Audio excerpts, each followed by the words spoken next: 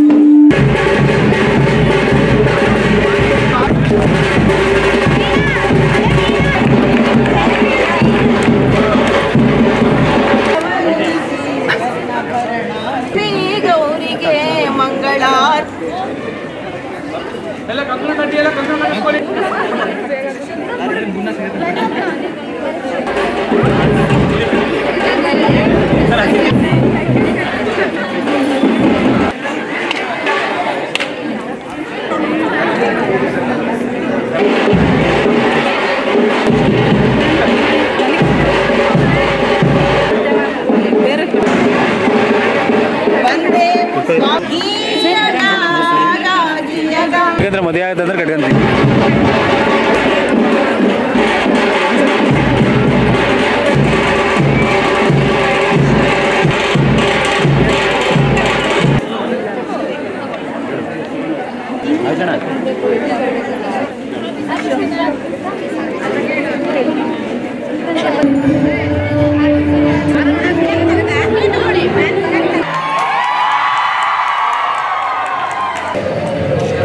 ಅಲ್ಲಿ ನೋಡಿ, ಕ್ಯಾಮ್ರಾ ಕಡೆಗೂ ಗಮನ ಇರಲಿ.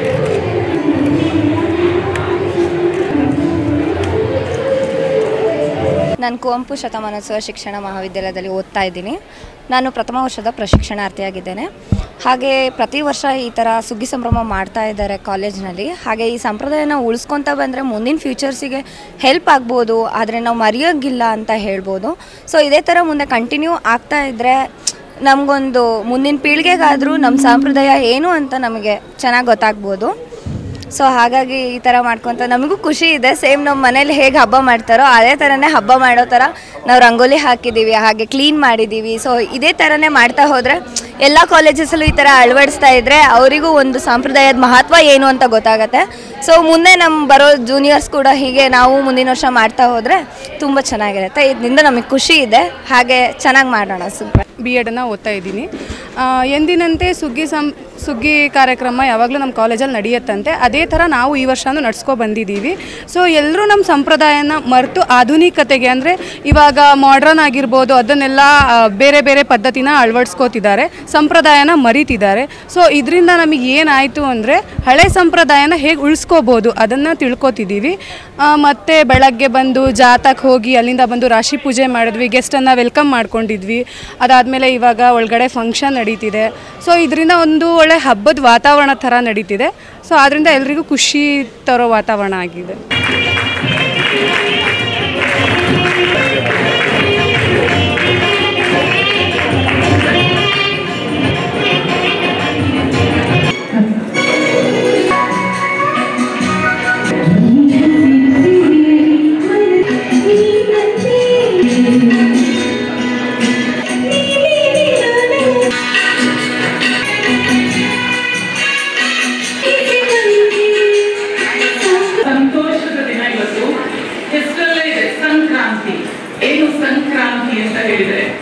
ಸಂಕ್ರಾಂತಿ ನಮ್ಮ ಸಮಾಜ, ಭಾರತೀಯ ಸಂಸ್ಕೃತಿ ಪ್ರತಿಯೊಂದು ಹಂತದಲ್ಲಿ ಅನೇಕ ಕ್ರಾಂತಿಗಳನ್ನ ಮಾಡಿಕೊಂಡು ಬೆಳವಣಿಗೆ ಆಗ್ತಾ ಬಂದಿದೆ. ಯಾವುದೋ ಒಂದು ಕ್ರಾಂತಿ ಆದಾಗ ಮಾತ್ರ ಒಂದು ಹೊಸ ಬೆಳಕು ಹುಟ್ಕೊಳ್ಳುತ್ತೆ, ಹೊಸ ವಿಚಾರ ಹುಟ್ಕೊಳ್ಳುತ್ತೆ, ನವೋದಯದ ಕಿರಣಗಳು ಉದಯಿಸ್ತವೆ. ನಿಮ್ಗೆ ಗೊತ್ತಿದೆ, ಸಂಕ್ರಾಂತಿಯ ದಿನದಿಂದ ಸೂರ್ಯ ತನ್ನ ಚೇಂಜ್ ಮಾಡ್ತಾನೆ, ಉತ್ತರಕ್ಕೆ ಪ್ರಯಾಣವನ್ನು ಬೆಳೆಸ್ತಾನೆ. ಅದರ ಒಂದು ಹೆಸರು ಏನಿದೆ ಅಂದ್ರೆ ಉತ್ತರ ಅಭಿವೃದ್ಧಿ ಆಗುವಂತಹ, ಏಳಿಗೆ ಆಗುವಂತಹ ಒಂದು ಶುಭ ಸಂದೇಶ ಅಂತ ನಾವು ಅನ್ಕೋತಾ ಹೋಗ್ತೀವಿ. ಆ ಸಂಕ್ರಾಂತಿಯ ಹೆಸರಲ್ಲೇ ಅದು ಏನು ಒಂದು ಸಂತೋಷದ ಕ್ರಾಂತಿ. ಸಂಕ್ರಾಂತಿ ಅನ್ನೋದು ಒಂದು ಸಂತೋಷದ ಕ್ರಾಂತಿ. ಯಾಕೆ ಅಂತ ಹೇಳಿದ್ರೆ, ಒಕ್ಕಲಿಗ ಹುಟ್ಟಿ ಬಿತ್ತಿ ಒಕ್ಕಲುತನ ಮಾಡಿ ಎಲ್ಲವನ್ನು ಮುಗಿಸುವಂತಹ ಕಾಲ ಇದು. ನೋಡಿ, ಬೇಸಿಗೆ ಬರುತ್ತೆ, ಮಾರ್ಚ್ ಏಪ್ರಿಲ್ ಮೇ, ಸುಡು ಬಿಸಿಲಿನಲ್ಲಿ ಗೊಬ್ಬರವನ್ನ ಹಾಕೊಂಡು ಬೀಜವನ್ನ ಒಟ್ಟಾಕೊಂಡು ಅದನ್ನ ನೆಲವನ್ನ ಹದ ಮಾಡುವ ಕಾಲ. ಅಷ್ಟೊತ್ತಿಗೆ ಮಳೆ ಸ್ಟಾರ್ಟ್ ಆಗುತ್ತೆ. ಆ ಮಳೆಯಲ್ಲಿ ನೆಂದು ಬೆಂದು ಅದನ್ನ ಬಿತ್ತನೆ ಮಾಡ್ಬೇಕಾಗತ್ತೆ. ಮಳೆ ಆದ್ಮೇಲೆ ಚಳಿ ಸ್ಟಾರ್ಟ್ ಆಗುತ್ತೆ. ಆ ಚಳಿಯಲ್ಲಿ ಒಕ್ಕಲುತನವನ್ನ ಮಾಡ್ಬೇಕಾಗತ್ತೆ. ಈ 3 ಕಾಲವನ್ನ ಮುಗಿಸುವ ಒಂದು ಸಂಕೀರ್ಣ ಸ್ಥಿತಿ ಇದು. ಈ 3 ಕಾಲದಲ್ಲಿ ರೈತ ಏನೆಲ್ಲ ಕೆಲಸ ಮಾಡ್ತಾನೆ ಅದೆಲ್ಲದರ ಪ್ರತಿಫಲವನ್ನ ಉಣ್ಣುವಂತಹ ಪ್ರಥಮ ದಿನ ಇದು. ಉತ್ತಿ ಬಿತ್ತಿ ಬೆಳೆದಂತೆ ಒಕ್ಕಲಿಗರ ಸಂಘದಿಂದ ಹಾಗೂ ಅದರ ಅನುದಾನಿತ ಕಾಲೇಜಿನಿಂದ ಈ ಕಾರ್ಯಕ್ರಮವನ್ನು ನಡೀತಾ ಇರೋದು. ಅದರಲ್ಲೂ ನಮ್ಮ ಕುವೆಂಪು ಅವರ ಹೆಸರಿದೆ. ಜಗದ ಕವಿ, ಯುಗದ ಕವಿ, ಶತಮಾನದ ಕವಿ, ಎಲ್ಲ ಜಾತಿ ನೀತಿ ಎಲ್ಲರನ್ನು ಹೋಗಲಾಡಿಸಿ ವಿಶ್ವ ಮಾನವ ಸಂದೇಶವನ್ನ ಸಾರಿದಂತಹ ನಮ್ಮ ಒಕ್ಕಲಿಗರ ಸಮುದಾಯದ ಒಂದು ಚೇತನನ ಹೆಸರಿಟ್ಕೊಂಡು ನೀವೆಲ್ಲ ಇಲ್ಲಿ ವಿದ್ಯಾಭ್ಯಾಸ ಮಾಡ್ತಾ ಇದ್ದೀರಾ.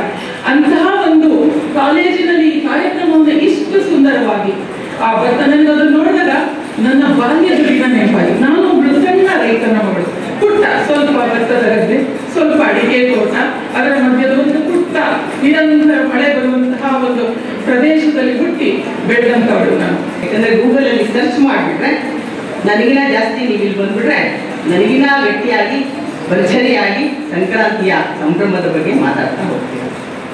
ಆದರೆ ನಮ್ಮ ಸುಪ್ರಿಯಾ ಮೇಡಮ್ ಅವರು ಒಂದು ಸುಗ್ಗಿ ಅಂತಂದ್ರೆ ಅದು ಒಂದು ಒಕ್ಕಲು, ಅಂದ್ರೆ ಹಳ್ಳಿಗಾಡಿನ ಸೊಗಡನ್ನ ಕಟ್ಟಿಕೊಡುವಂತಹ ದಿಸಿನಲ್ಲಿ ಒಂದಷ್ಟು ಪೂರಣವನ್ನ, ಅದು ಕುವೆಂಪುರವರ ಕಾವ್ಯಧಾರೆಯಲ್ಲಿ ಅನೇಕ ಮಹಾಕಾವ್ಯಗಳ ಮೂಲಕ ಬಿತ್ತರವಾದದ್ದು ಒಂದಷ್ಟು ಚೆನ್ನಾಗಿ ಮಾಡಿದ್ರು. ಈ ಭಾರತದ ಅಂತಃಸತ್ವ ಇರುವುದೇ ಹಳ್ಳಿಗಳಲ್ಲಿರುವಂತಹ ಒಕ್ಕಲು ಮನೆತನಗಳ ಮೂಲಕ ಅಂತ ನಾವಂತೂ ಗಟ್ಟಿಯಾಗಿ ಹೇಳ್ಬೋದು. ಕರೆಕ್ಟ್ ತಾನೆ? ಇವತ್ತು ನೋಡಿ, ನೆಲವಾದನೆ ಜಲವಾದನೆ ಬಾಲ ರೂಪದಿ ನಿಂದವಳೆ, ಹೆಸರಾದಳೆ ಹಸಿರಾದಳೆ ಉಸಿರಾದಳೆ ಹೆಸರಾದಳೆ, ಸಂಕಟ ಸಂತಸ ಸಂಭ್ರಮಗಳಲ್ಲಿ ಏಕೋಭಾವದಿ ನಿಂದವಳೆ, ಅಸುರಿ ಶಕ್ತಿಗಳ ಜಯಿಸುತ್ತ ನೀಸಾಗಿ ಬಂದವಳೆ, ಆಮಿಷ ಭ್ರಮೆಗಳ ಅಸುರಿ ಶಕ್ತಿಗಳ ಧಮನಿಸುತ್ತ ಮಾತೃತ್ವದ ನೆಲೆಯಲ್ಲಿ ಕರ್ತೃತ್ವದ ನೆಲೆಯಲ್ಲಿ ಸಾಗಿ ಬಂದ ಆ ಭೂತಾಯಿ ಅಂತಿರುವಂತಹ ಸುಂದರವಾಗಿ ಕಂಗೊಳಿಸುತ್ತಿರುವಂತಹ ಈ ಎಲ್ಲ ಮಹಿಳಾ ಮನೆಗಳಿಗೆ ನಾನು ನಮಸ್ಕರಿಸುತ್ತೇನೆ.